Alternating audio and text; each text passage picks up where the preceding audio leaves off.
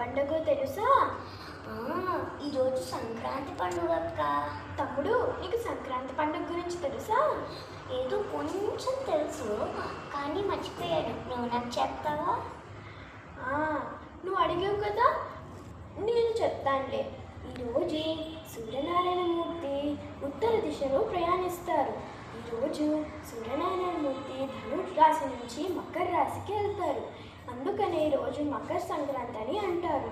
ఏ రోజైతే ధనురాశి నుండి మకర రాశికి వెళ్తారో ఆ రోజే ఉత్తరాయణ పుణ్యకాలాన్ని అంటారు.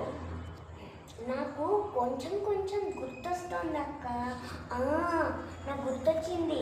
మనము అమ్మమ్మ వాళ్ళ ఇంటికి వెళ్ళి ప్రబల తీర్థం చూసాం కదా, అదేదో తోటలో చూసాం కదక్క, మొసలపల్లికి దగ్గరగా ఉంటుంది. అది జగన్న తోట తమ్ముడు. అక్కడ మనము ఏకాదశ రుద్రుల్ని కూడా చూసాము.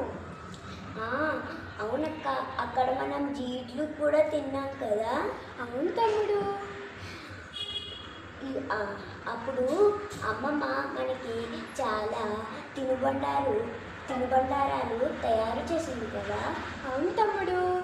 ఈసారి మనము మా అమ్మ చేసిన అరిసెలు ఇంకా చెక్కలు అందరికీ పంచుదాం రా.